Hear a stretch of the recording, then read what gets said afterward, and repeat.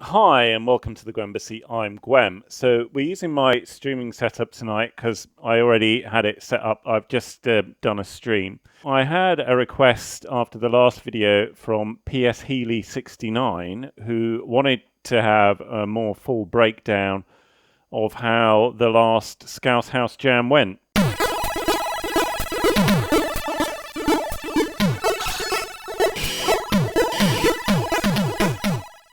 Some of you may be familiar with Forgotten Scouse House, which is a great YouTube channel. I'll stick a link in the description. Anyway, I'm an avid follower of his, so I thought I'd have a go at making some Scouse House on the old MC101. So I'm going to break it down now, and you'll see how I created that jam. Those of you who've used an MC101 will know that you only have 4 simultaneous tracks. So let's listen to what they all are. I'll start with the drums.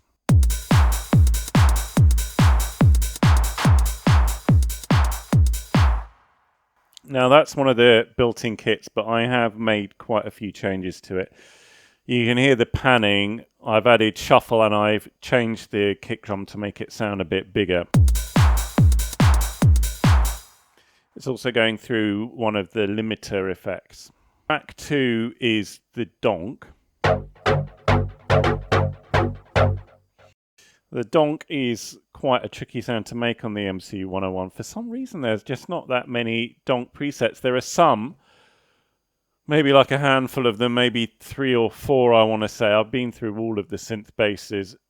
So you kind of got to work with the built-in ones and make them your own with effects and with tweaks. This sound is based on Xmod 2 Bass 1A, which is, I think, like the first or third preset, but I have changed it by tweaking the cutoff and the envelope settings. So the donk together with the drums go like this.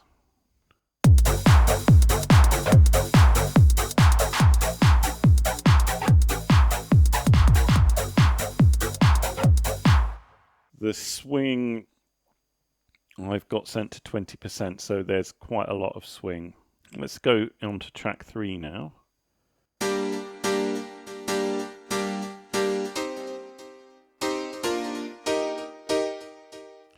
Now that is the power piano, which is one of the presets, but I've added to it ping pong delay. It's a really good piano preset. I like it a lot.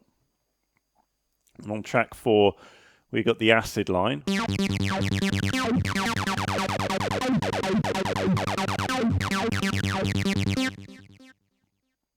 Now, the MC101 will do really good acid, but you need to tweak the presets because the acid presets aren't very good, but you can get a nice acid sound out of it. This sound is acid bass 2, but I've added effects and I've adjusted the filter.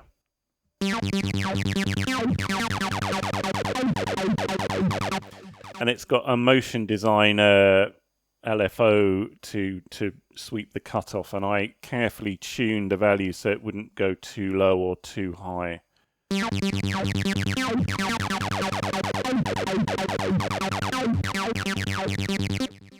You probably saw me muting and unmuting the tracks. I do find the mutes a bit annoying on the MC101 because in order to mute the drums, you hold down the drum track and then you tap the drums on and off, which is fine.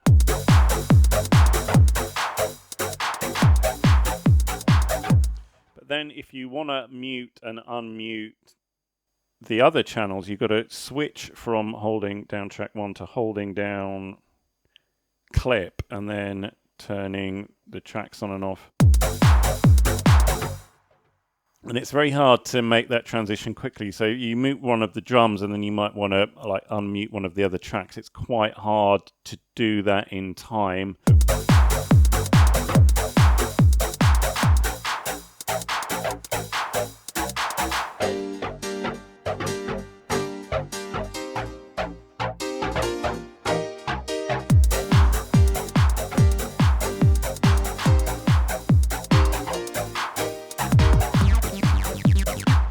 You kind of got to be cunning and do it like a few notes before. So if you mute too late, it sounds messy, but if you do it before, it's kind of got this cool roll to it. might be something to keep in mind. This thing has an amazing scatter.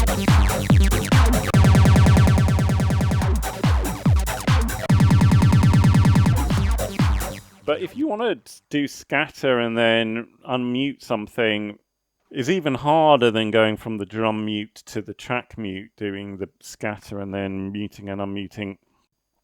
I realise you can use these faders to do mute and unmute, but I find it's not as snappy doing it with the fader.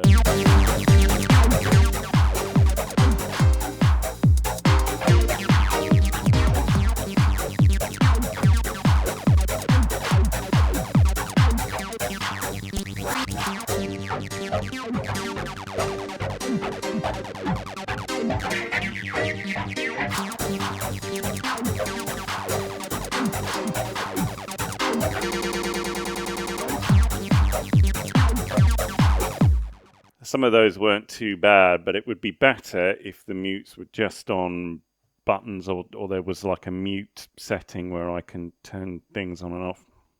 Anyway, it's fine. You can jam. I just think they could have done that a bit better. So anyway, I hope that goes some way to explaining the last jam, and I hope to see you guys next week. Take care.